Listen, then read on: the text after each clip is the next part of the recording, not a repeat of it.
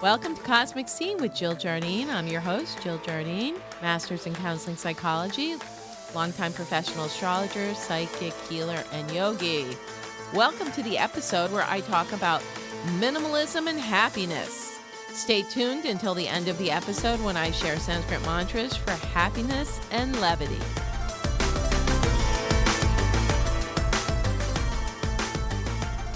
Welcome to the episode on cultivating more happiness and levity in your life and the benefits of minimalism. Sometimes when we travel lighter through life, we create space for good things to happen and to receive more positivity and feel happier. We can make space by releasing all that no longer serves, whether it is physical things, people, or situations, and just living simply. This episode is inspired by recent personal experience, which I think everyone could benefit from. I recently had to make a home move that required downsizing. I immersed myself in Swedish death clearing, which is a form of clearing and getting rid of things so that your descendants won't have to deal with them when you're gone. Not that I plan on leaving anytime soon.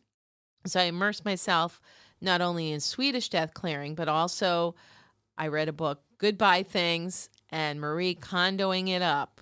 It was then I discovered the benefits of minimalism and discarding, courtesy of books by Fumio Sasaki called Goodbye Things and Marie Kondo's The Life-Changing Magic of Tidying Up.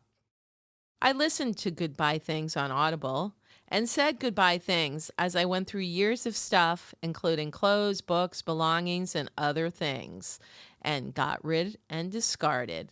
I became so motivated by the philosophy of minimalism and living life with less stuff.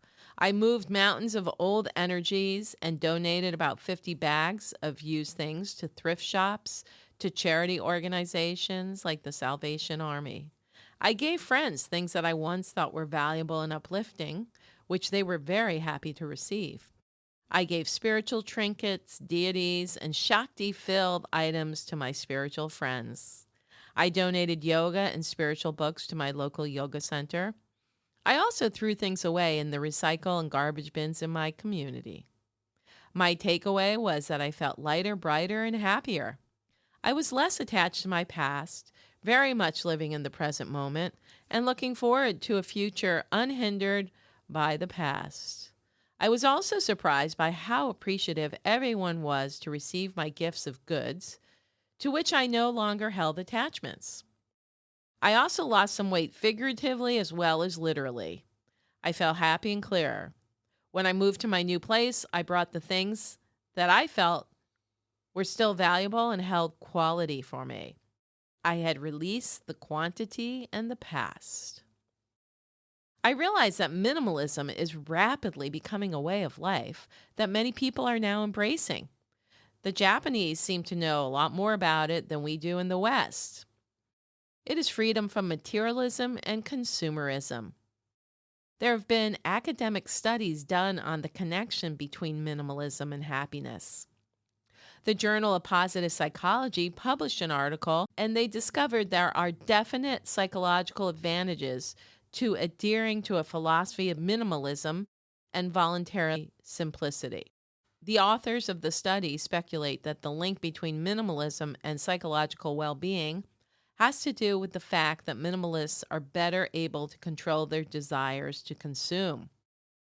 Minimalism may also encourage people to focus on psychological needs, such as autonomy, competence, and relatedness, that have all been shown to promote psychological growth.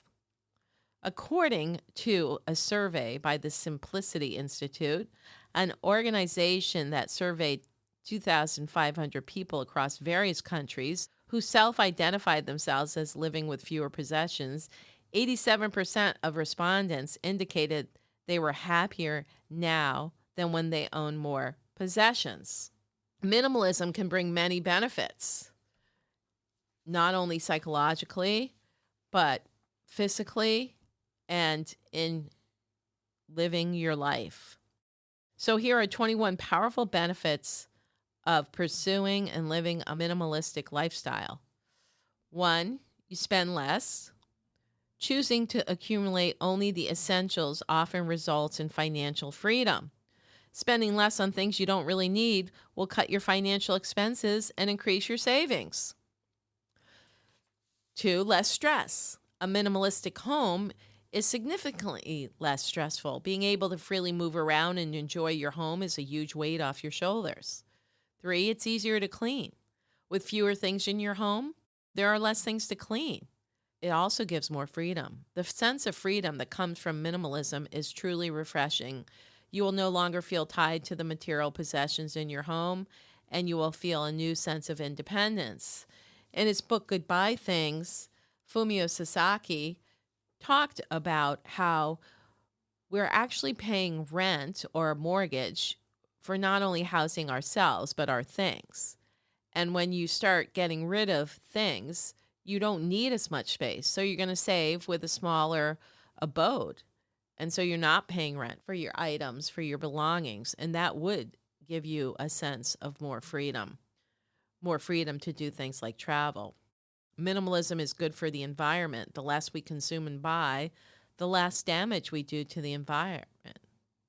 Because our possessions consume time in taking care of, storing them, organizing them, that is time that we could be used to doing more productive things like working. It also shows the younger generation, like people's kids, that they don't need as much, that they don't have to fall into the consumerism and materialistic lifestyle. They can look for what really matters in life, which a lot of people would rather substitute experiences for things, i.e., travel or doing something like whitewater rafting or skiing or hiking. When you don't have so much that you have spent money on and that you have to keep in your space, that frees up money, which you can use to support other causes. Money is only as valuable as what we choose to spend it on. The other interesting thing, which is what I've noticed, is that instead of owning many things, when you do buy something, you get something of higher quality. Again, this is the whole quality over quantity. More is not better, better is better. And again, as is the theme to Swedish death clearing, it's less work for someone else. If you were to pass away and you have a house full of things, what a drag on the people who are left behind to clean it up. So it creates a less stressful life today and lessens the burden on the descendants who have to clean it up if you pass. And it has been proven by many studies that minimalism does make people happier. Owning fewer possessions does make one happier. And because of that, it frees up a lot of time and energy. So own less stuff and you can do work that you love.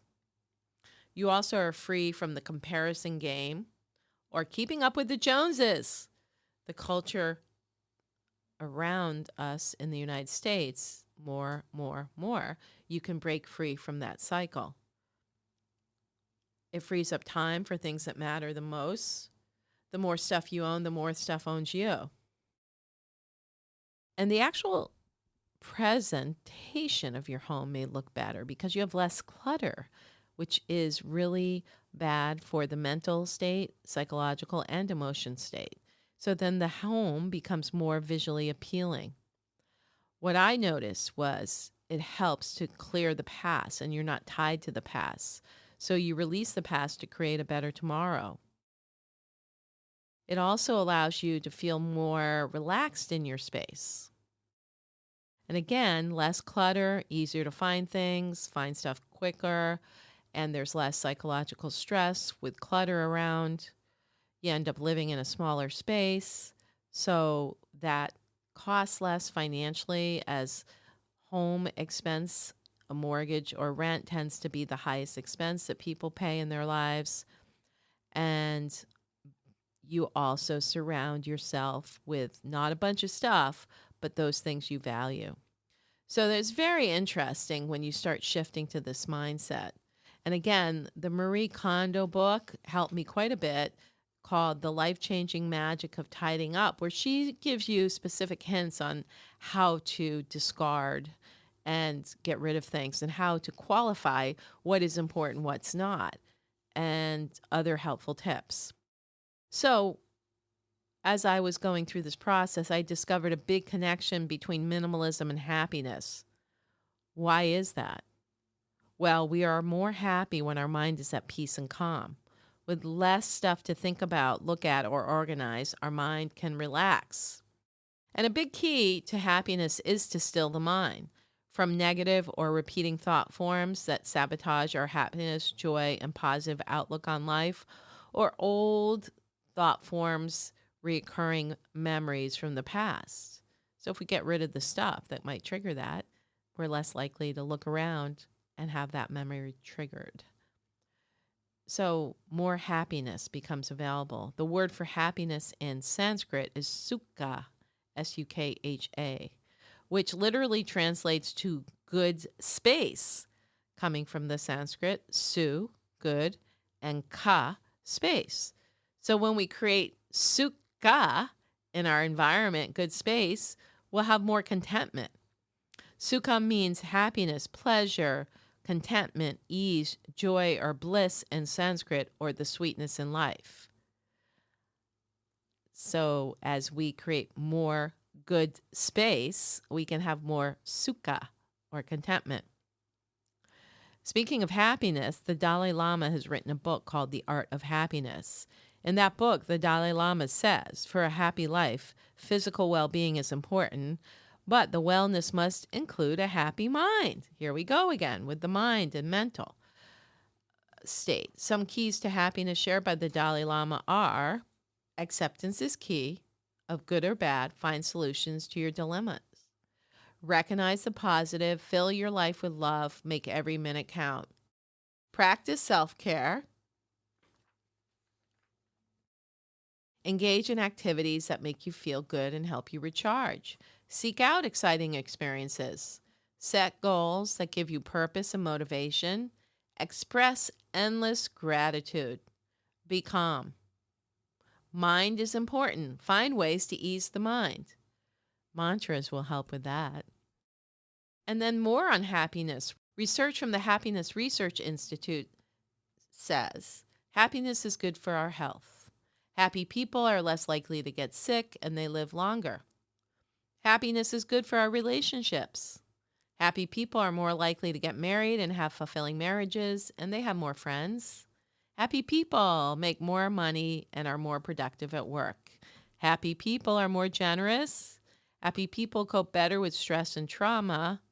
And happy people are more creative and are better able to see the big picture. So much research has been done on how being happy also is very healing to the body at a cellular level. Organs and cells respond to happiness and happy thoughts at the physical body level. So, how can we cultivate happiness? How can we calm that mind? In addition to creating sukha, or good space, we can chant. Chanting in Sanskrit rewires the mind, and that is a way to don't worry, be happy. And just to remind listeners about Sanskrit mantras, they are sacred formulas passed down through the years from the original gurus or rishis to help humanity. Sanskrit is a vibrational language, meaning it affects our body, mind, and spirit. Sanskrit mantras help to clear blockages in our physical, emotional, and mental body. In our spiritual physiology, we have 72,000 subtle pathways called nadis and 7 major energy centers called chakras. These pathways and chakras can be occluded, meaning blocked, not allowing life force energy, known as kundalini in Sanskrit, to flow through. We can do yoga, get acupuncture, massage, do qigong, or other practices that move these blockages. But we can also chant Sanskrit mantras. These sacred sound formulas evoke change in our mind, and in this case, helping us become happier. So, as I mentioned, a big key to happiness is to still the mind from negative or repeating thought forms that sabotage our happiness, joy, and positive outlook on life. Stay tuned.